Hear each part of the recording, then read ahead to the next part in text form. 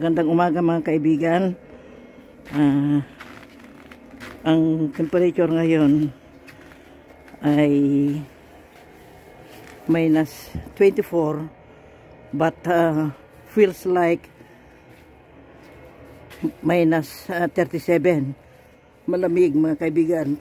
Kaya napapaubo na ako mga kaibigan. Lumabas ako dito. Tingnan ko kung ano na ang paligid ngayon. Kasi sa 3 araw na nag-i-snow.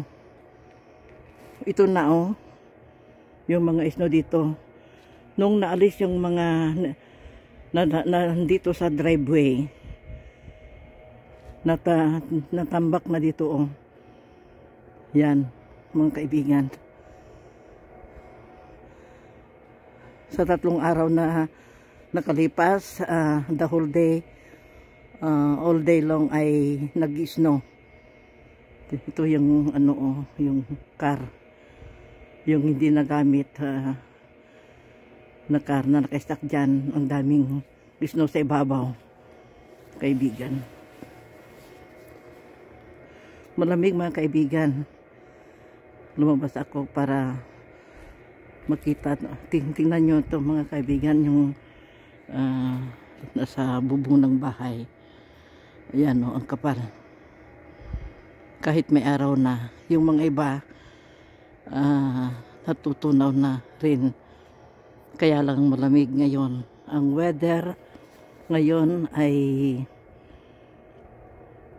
may negative 24 pero feels like negative 37. Yan, malamig mga kaibigan. Itong kamay ko na hawak ang cellphone ay parang ice na. Malamig na.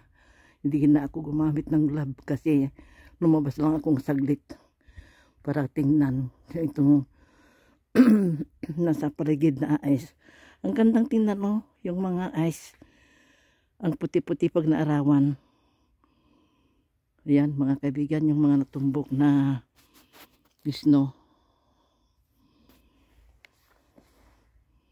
Ayan. Ito, natabunan na. Yung mga roses dyan na namulaklak noon, wala na. Natabunan na. Pero yung mga iba nang natabunan sa spring, sisibol din.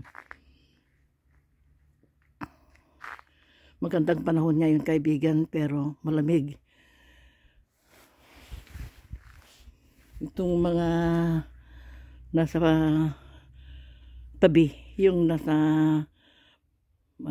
yung pader. Ayan ang kapal ng snow. Parang na, pumantay na. Kasi may 1 foot na mas malalim ito kaysa dito sa ayan Ay, magandang panahon pero malamig na malamig. Hanggang dito muli mga kaibigan. Pagtiyagaan ninyong panurin ang mga upload ko kasi hindi kami makalabas ng matagal. Malamig. Ngayong first week ng February, malamig, biglang lumabig ang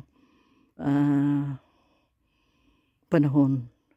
Pag nasasalita ako, parang may lumalabas na usok sa lamig ng panahon. Maraming salamat mga kaibigan. Hanggang dito muli. Have a good day. Thank you very much for watching.